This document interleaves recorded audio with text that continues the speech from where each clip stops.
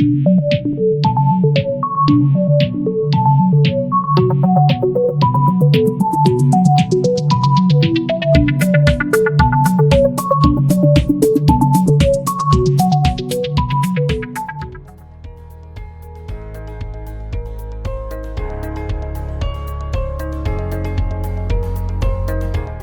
I think before we choose sponsorships for the brand, one of the important things that we look at is be sure of what our brand is, what does it represent, what's its essential brand promise, what are the core personality traits of the brand, if you will, where do we want to go, what kind of target audience we are expecting to attract and to identify with.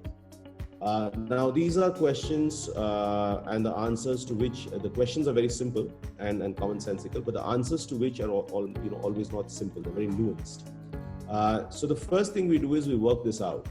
Now, if you look at a brand like Standard Chartered Bank, which has been in this country for 160 years, one of the things we look for, we look at building is the trust and the confidence which we already have with our customer base and with prospects. We tend to build on that. So that's one thing we will look for when we associate with a brand for sponsorships, that the sponsorship property should be credible, it should be solid. That's one. The second piece we want to be known for is the kind of digital forays we have made of late in the last 4 or 5 years into retail banking, into our transaction banking, and which actually encompasses almost the entire client spectrum that we have. So again, a property that reflects innovation, a property that sort of drives new ideas and thoughts, whether it's the use of technology, whether it's new themes that you're talking about, is another thing that we look at. That's the second thing. The third thing we look at when we look at such properties is at what level is that property really pitched. There could be a great property, but if it's a mass property, maybe that's not exactly where we are placed. We look at sort of the mass affluent and upwards in the retail segment. We look at large institutions and corporates and multinationals in the institutional segment, etc. So for our target group, the kind of audience we are looking at, prospects and existing clients, is what essentially the property should be also mapped to. So we look at those kind of properties. That's the other thing. The last thing we look at, which actually underpins all of this, is how much customization is possible between us and that property. The reason I'm saying this is twofold. One is, when you customize some of these properties, give you this advantage of customizing it in a way that it is not easily transferable, right? So if it is a platform that just moves from client A to client B, or a sponsor A to sponsor B by just changing the contract, then the chances are low that people will really associate with you, you associate the property with you. Whereas if you build a property, okay, there could be an existing property, but you build on it by using some of your core key messages into the property, by looking at how you can develop add-edit packages with that property to have your speakers there. So you customize the property in a way that it becomes associated with you stronger and in a more sustainable way than just a plain vanilla sponsorship. So we almost never look at buying something off the shelf. So there are existing properties, but we always look at how we can build it and make it customizable, even if it costs us a few dollars more. The other piece we also look at is, since this is sort of paid media and paid platform, how much of editorial leverage can we get out of it? So many of these platforms, if you know, are either sponsored by media, such as yourselves, or they are pure event-based platforms, etc. So wherever they are and whichever way they are structured, we look at how can we leverage edit value out of it. Because once you leverage edit value, you get third-party endorsement, a more credible endorsement than something that's in the face sponsorship. So it has its, obviously, in the face sponsorship has its own advantages. You can speak exactly what you want to say. Your messages are targeted in a particular way. but the credibility, I think, is added when you get into the editorial side. So we look at, chiefly for media properties and also platforms that have collaboration with media houses is where we bring in the editorial component. We insist on that. So most of the properties, I think, are nuanced in that sense. And I think that is not just a story that is true for us. It's a story true for a lot of other large brands that I see operating in the space about personalization. So it is reflecting, in a sense, if you ask me, if what's happening on the digital marketing side, like hyper personalization, for example. This is actually an analogy of that on the advertising and sponsorship space. It's getting more personalized, more customized, and moving away from off-the-shelf offerings.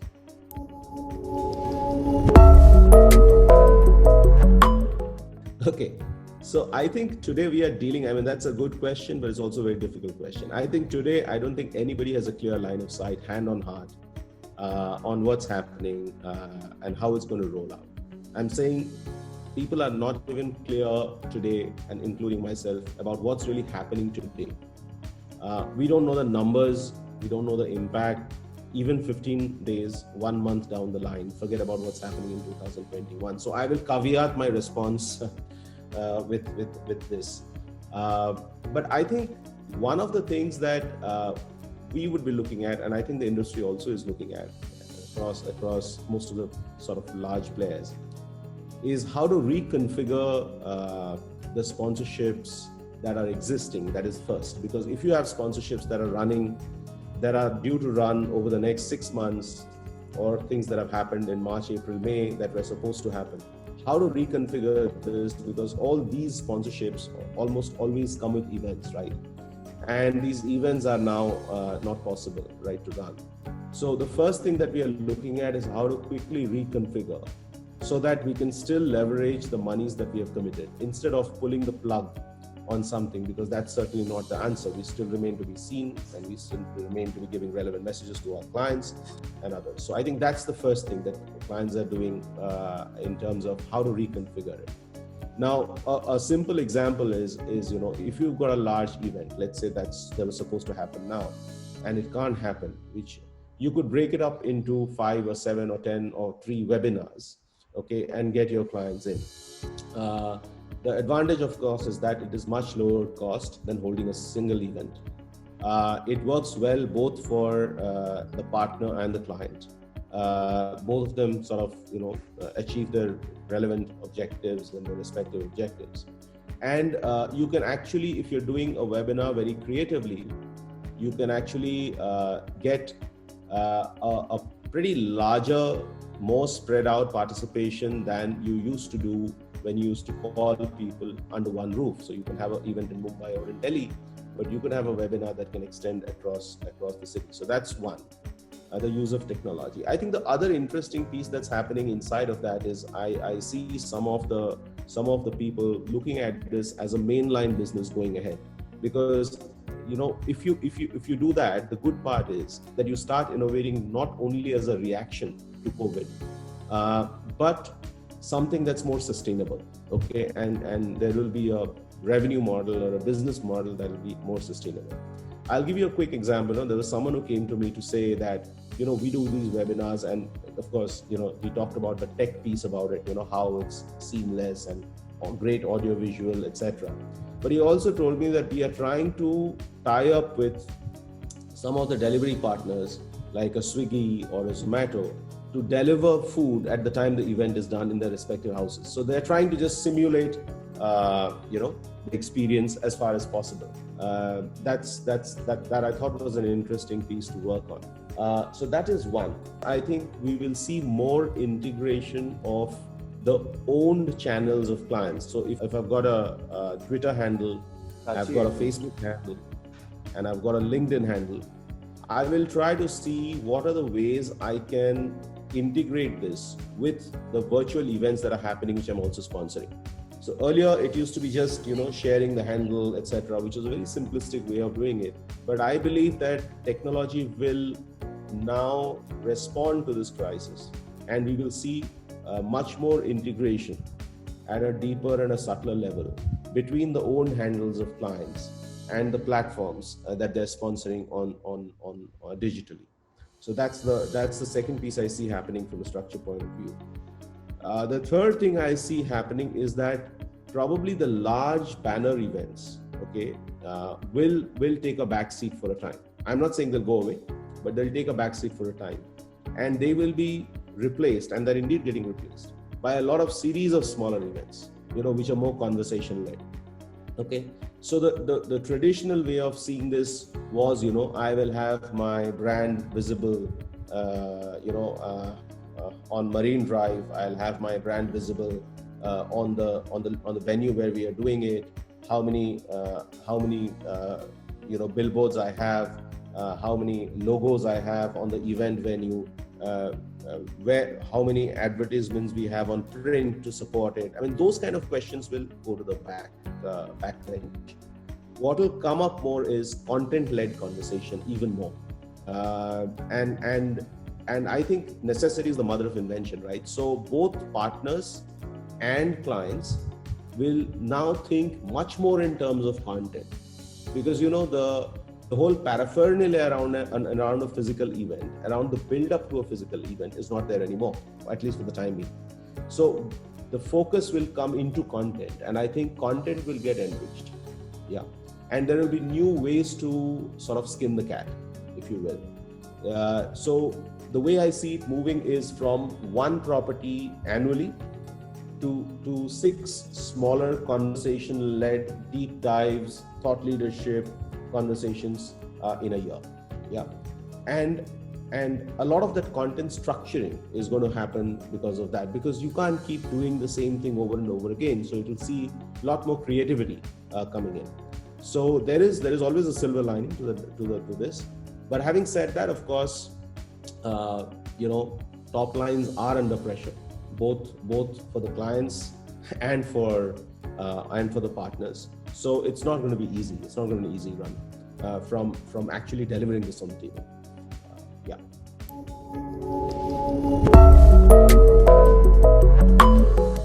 Okay. So see, there are here. I don't think we have a straightforward answer. But as Standard Chartered Bank, as you would probably be knowing, we are the main sponsors of the Liverpool Football Club.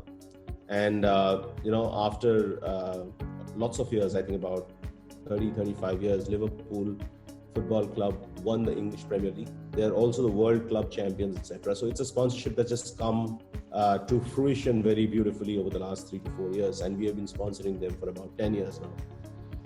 So football remains our biggest focus globally.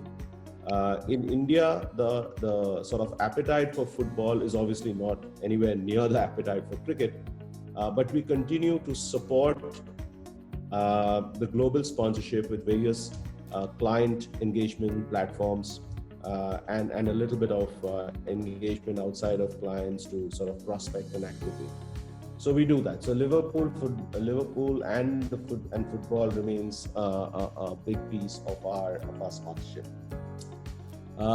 In India, particularly, we look at mostly sponsorships that our clients are more interested in. That's the sort of approach we have, more than the brand, because the brand is actually taken care of by the sports sponsorship, the football one. So we used to sponsor the ET, the Economic Times Corporate Excellence Awards, for example. We now sponsor the CNBC India Business Leader Awards for the last about 5 years now, and we are still running with it. So one area of sponsorship that we look at is pretty large, top-tier, credible platforms with a vintage that talk to the industry, to the corporate world, because that's our main line of business, right? We lend to the corporate world, we render our banking services to the corporate world, and to customers, retail customers as well. So that's one large piece of sponsorship that we focus on. The second piece we focus on is around areas of thought leadership. So it need not be necessarily an industry sponsorship, but it is around thought leadership. So something that talks about the changing landscape in banking, let's say, for example, or how does the economy, how will the economy look in the next 5 to 10 years? If that kind of a forum is what we look at. In terms of sectors, in terms of themes like art, like music, etc., we are really agnostic. We do sponsor golf events actually, but not in India. We have done a couple of them in India. We used to have a golf event that we used to actually run ourselves. It was a homegrown golf event, but we still sponsor a couple of golf events outside. So sports outside of football is golf for us, because that is where, again, sort of it maps very well to our TG of high net worth people for our private banking and wealth management needs, as also corporate and institutional banking. So that's one piece. Music we have done selectively. But again, that is something that is not part of a sort of plan. It's not part of a strategic plan or rollout. But we look at opportunities where we can tie up and have some of the niche events, whether it's around Western classical music or Hindustani classical music. So slightly more nuanced, slightly more niched, not really go down the popular route. Though we have some popular sponsorships we have done in the past for our retail clients. But generally, from a brand sponsorship point of view, we look at more nuanced sponsorships in music, so that would be I think kind of fairly cover the areas we look at. But I think some other things that we do in the sustainability space also interestingly have the same sort of or similar results as brand sponsorships. So some of our work in the space of tackling blindness, conducting eye surgeries, etc. We are actually the largest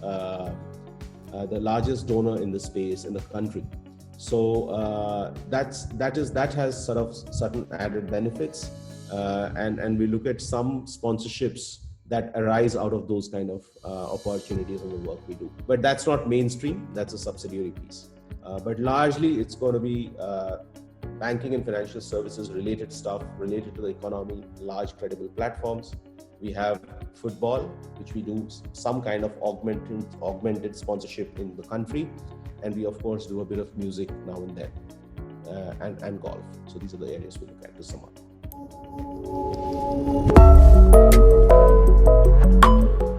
Two or three things that we are doing quite successfully, I'll tell you. One is we are doing a lot of events. I'll break this up into external and internal, right? So on the external side, we are doing events around our clients in the wealth management space. So we get industry experts, either in the mutual fund industry or investment advisors, etc., insurance advisors, to talk on the trends, etc. And the situation is such a fluid situation that we are seeing a lot more interest among our clients to attend these webinars than it would probably happen on a normal day. Because clients are very interested to know about what the trends are in the equity market, how the real estate is going to shape up, should they be covering themselves up more through insurance. So these kind of questions, which bother everyone like you and me, is also bothering our clients. And we see a lot more uptick in participation and engagement, questions and interactions. That's one area where we are doing fairly well. The other piece we look at also is some of our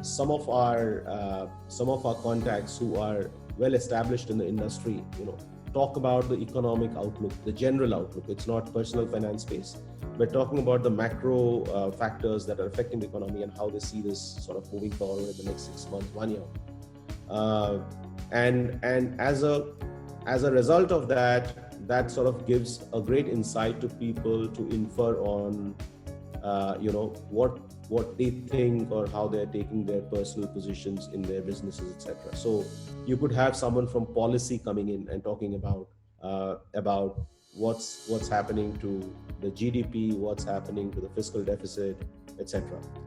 You could have someone come and talk about probably a little bit on the Indo-China conflict to see politically how the dynamics are moving, etc. So we organize that. That's the second one. And again, for our clients, that's very useful.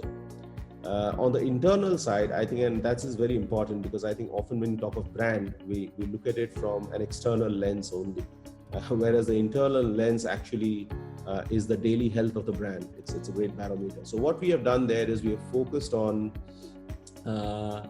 about 3 or 4 things to sort of take to our employees. Primarily because most employees now, like you and me, are all sort of trapped inside our homes with no real option of moving out and leading a normal life. So we try to bring in some stuff that will de-stress them and also will be helpful to them. So we have health experts talking to our employees on basic yoga, basic stuff around that. We also have people talking about a lot of the community work that they're doing, because this is a time when there is great, there are examples, of course, numerous not so happy examples of people suffering because of COVID, the economic impact, etc. But there are also a raft of great examples of people actually going out of their way and doing humongous work to support migrant labor, to support PPE kits in hospitals, etc. So we bring those stories through our NGO partners to people. That's the other one. Globally, interestingly, we have tied up with a platform that offers you a lot of opportunities to learn. Okay, and we also have internally built learning platform, and we are really amazed at the kind of response we are seeing. We are seeing a response of around 15% to 30% of the entire strength of the bank spontaneously, without a push to enroll into these platforms and to build their skills. Because I tell you what is happening also in this case is a lot of us are wondering how relevant our jobs are going to be, with this COVID. So people are also, there is a self-centered interest to also pursue learning, to secure yourself. So that's another piece we are doing. If you talk of metrics in the first few instances, I think the 3 or 4 things we're looking at, of course, is one is in terms of the receptivity of attendance. So that's one. The second is about the number of conversations that are happening as a result of inside a platform that we are hosting. The third thing we're looking at is the stickiness. Are people returning to suppose we are doing a series on wealth. The guy who's logged in the first time, is he logged in the second time, etc. So we are seeing how sustainable is this, or do we have to find a new audience every time, like we look at new speakers. So yeah, so these are initial things. I'm sure the matrices will get sort of more refined as we go along, but that's where we are.